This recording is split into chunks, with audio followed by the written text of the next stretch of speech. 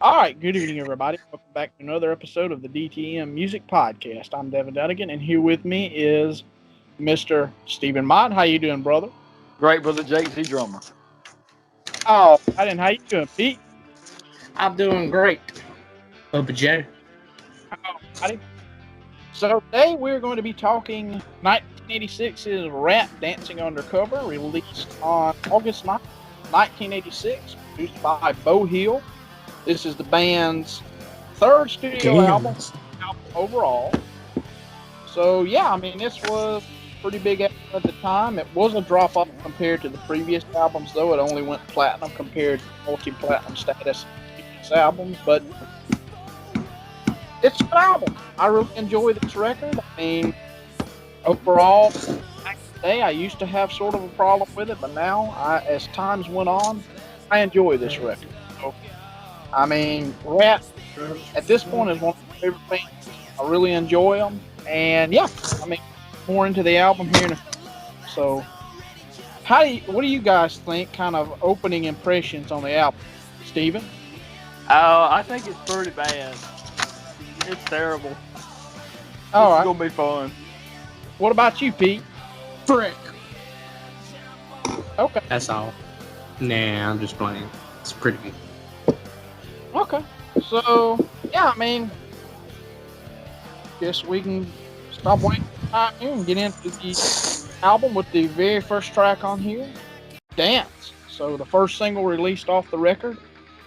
I love this song. I mean, it's classic Ratt. I mean, it brings the album in with a punch. I dig it. I think it's a really good album opener and a really good song overall. So, I mean, not much else I can say about that. So, Steve, what is your thoughts on this song? Well, I think it was the worst song I've ever heard on planet Earth. And it was a horrible way to start off the album. And it just sucked. Altogether, nothing about it was good.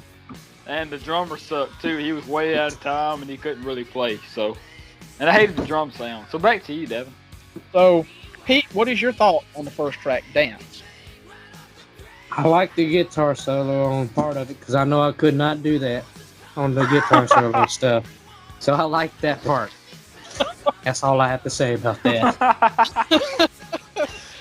Alrighty, so the second track on the record, One Good Lover. Well, the first time I heard the record, I liked this record fine. Then I went back and listened to it again, didn't care for it. I've heard it a couple times since, didn't care for it. Getting more into Ratt here more recently, I've gotten into this album and I like this album a lot more. So, this track is a good song. I think it's hard by a disjointed verse and chorus. I think that the chorus comes in out of nowhere. The song's good, don't get me wrong, but just the overall song itself is just not the best in the world. So, I mean, Steve, what do you think of this track? Well, I think the drummer sucks. And he needs to be replaced immediately by Devin Dunnigan. Without any pay, and he needs to be fired forever. But anyway, this one is one of the worst. Like this album is like worse than Skinner 91. Like it's up there. I'm telling you. So I mean, I'm just gonna give it away right now. I mean, everything but my rating. That's come for later. And this song is a great example of that, and it sucks bad. It is pretty bad, and I just don't know. Pete, what is your thought? I'm not a big fan of it. I still could not understand a word it said in it. It still had good guitar solo in it because I knew I could not do it. So that's pretty much it on that one. So that's how Gerald gauges if something is a good guitar solo if he can't do it. Yeah. If it sounds like legendary crap, then yes, they are good. They sound like B.B. King or something better than that, and yeah, they good. Okay. So then we'll move to track number 3, Drive Me Crazy. So this is a step back up for the album. I mean, Heavy song. I love the intro, how it just kind of bleeds from the end of One Good Lover right into this track. I like that quite a bit. And yeah, it's a heavy track. You got some lead play from Robin Crosby on this song. Rest in peace, Robin Crosby. And yeah, I mean, I really dig this one. I like the little breakdown after the chorus where you have the little electronic pads or whatever in there. I like that quite a bit. So yeah, I mean, overall, a really good song. Another really great song on this record. So, Stephen, what is your thoughts, or what are your thoughts on this song? Well, this one isn't bad compared to the other ones on the album. Although it still kind of was not really that good. And I don't know, the bass player was doing something really crazy with this song. He's retarded, and I just don't know. I mean, I just can't not stand this whole band, and they need a new producer. So back to you, Devin. Pete, what is your thoughts on Drive Me Crazy? It was better than the first ones, but I still cannot understand how the crap this is. That's all I have to say on that. Okay. So then we move to the fourth track, Slip, Slip, Slip of the Lip. So this, from the time I started disliking this record, this was the one song I really liked off the album. Of course, now I like most of the songs on here. So, I mean, it's classic Ratt. It's the one song that has really stood the test of time, especially in the Ratt set list over the years. I mean, it's been a pretty constant staple. I mean, it's got that traditional Ratt groove in there, that sleazy, just Ratt and roll groove in there. So, really enjoy this song quite a bit. It's one of my favorites on the album. So, Steven, what's your thoughts on Slip, Slip, Slip of the Lip? I can compare this to like you having a rat up under your bed and you can't find it, and yet but it's annoying, and this song is terrible.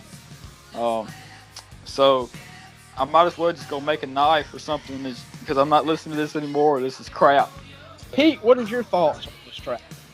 It was probably one of the only two of the ones that I actually heard that I could actually understand that they were saying, and it actually sound somewhat decent. So that's all I have to say.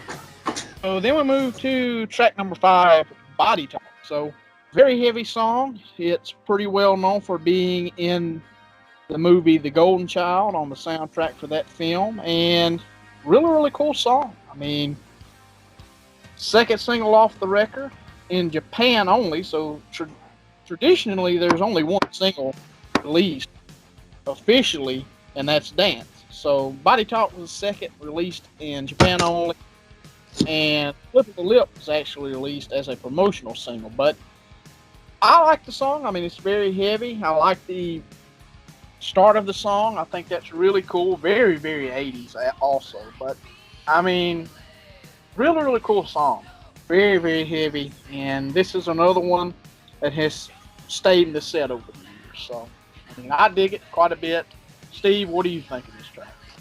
Well, yeah, I think this is the best song on the album by far, and I like it. I like it quite a bit, and that's pretty much it. Okay.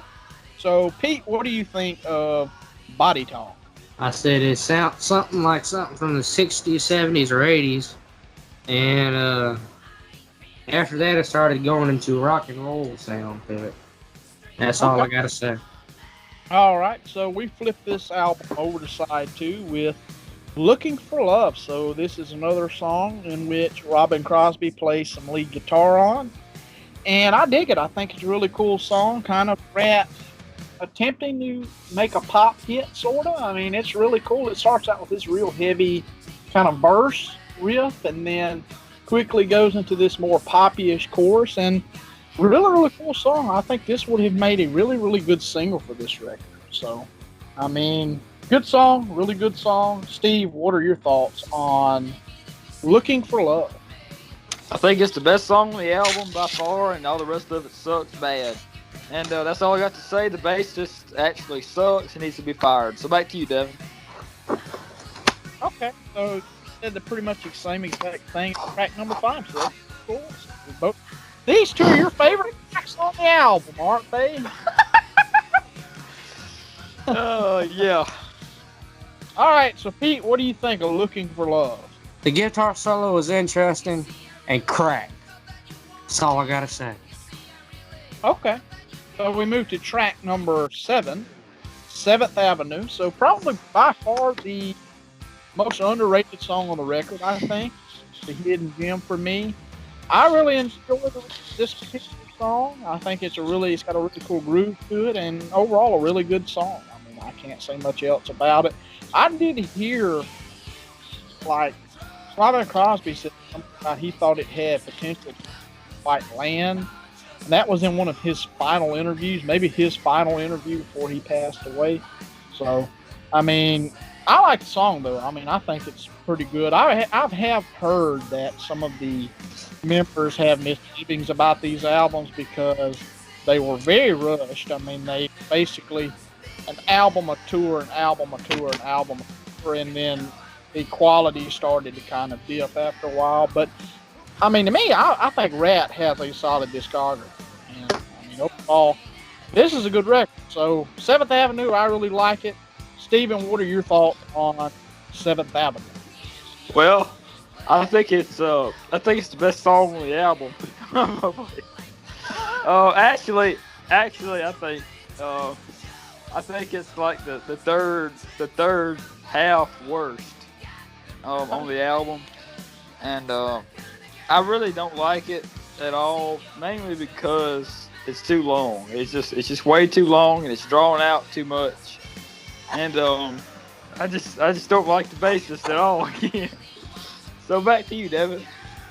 Okay, so you think that 3 minutes and 11 seconds is a little bit too long. So what do you prefer this song to be? 1 second? Yeah, that would be better. How One about and a zero? half seconds. I figured that. So, Pete, what are your 100 thoughts? milliseconds. The beginning of it sounded like something that Kiss would try and do. And that's pretty much it. Okay, so then we move to track number 8, It Doesn't Matter. So, kind of an album track.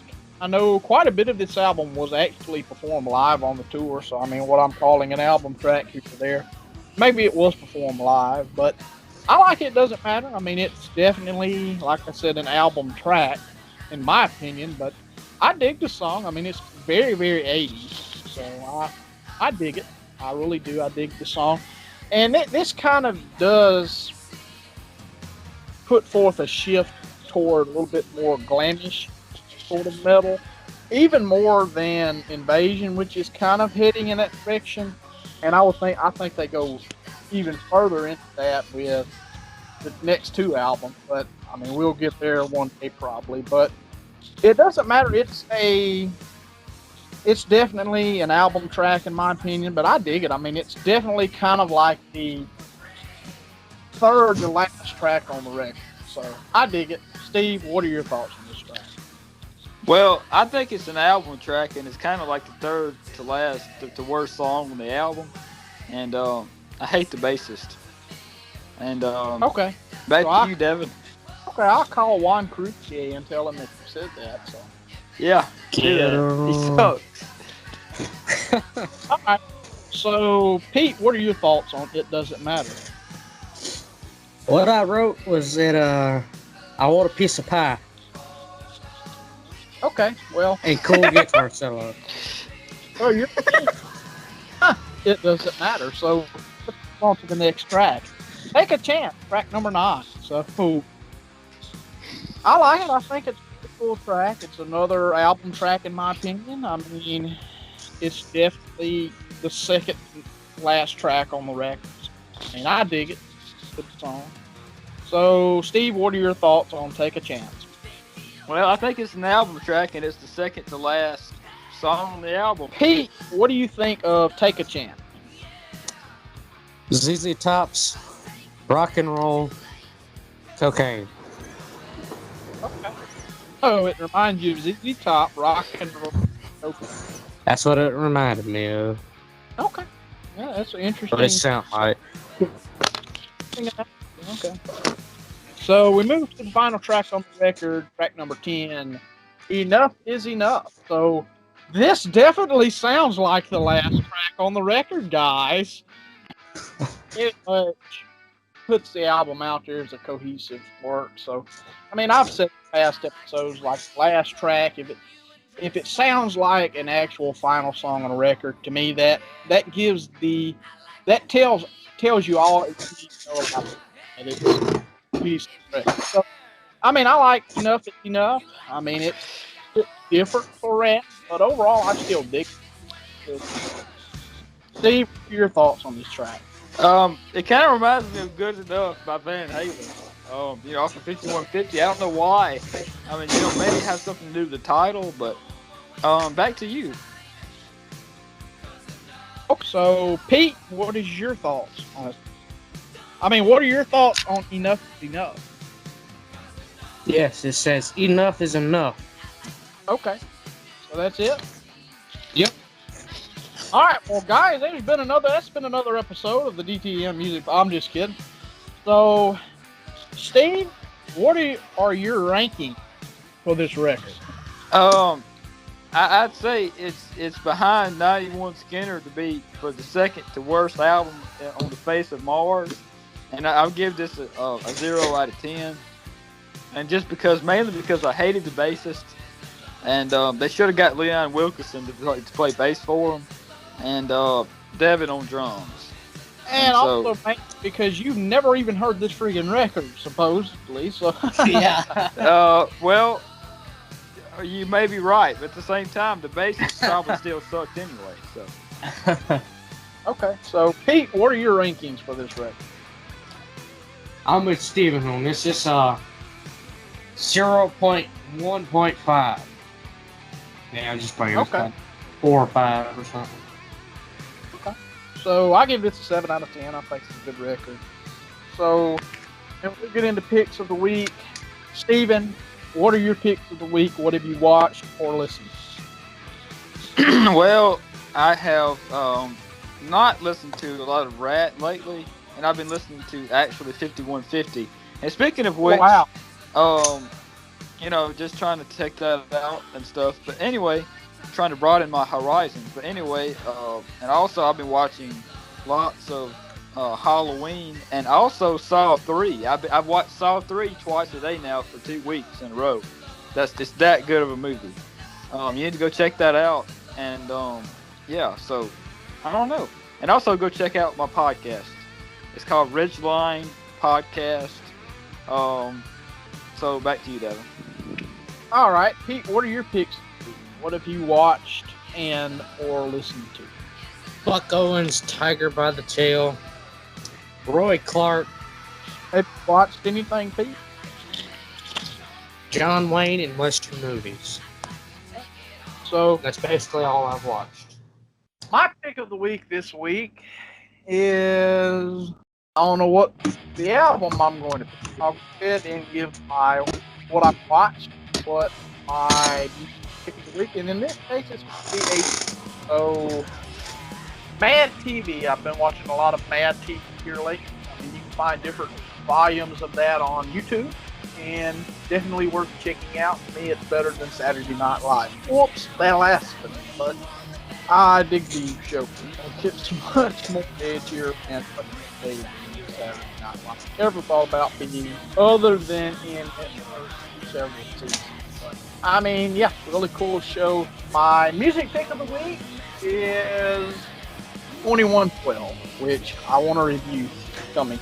So, yeah, that's it.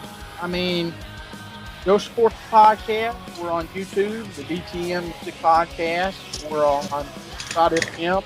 Go search the podcast there as well. We've got a YouTube page, Facebook page, Anchor page, Facebook group, and we're out there.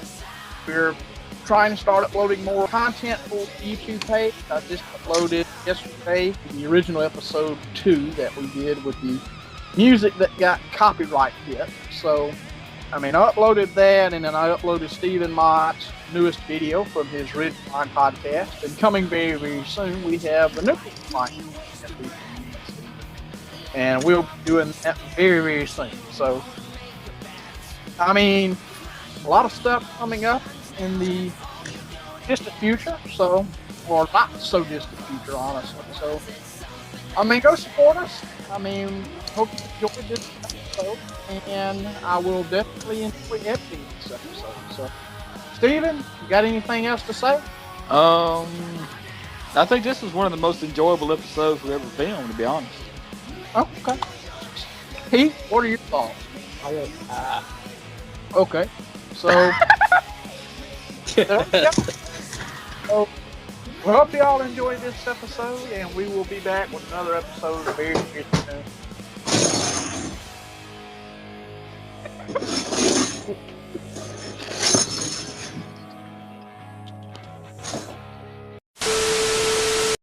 I want y'all to know I did not listen to this album.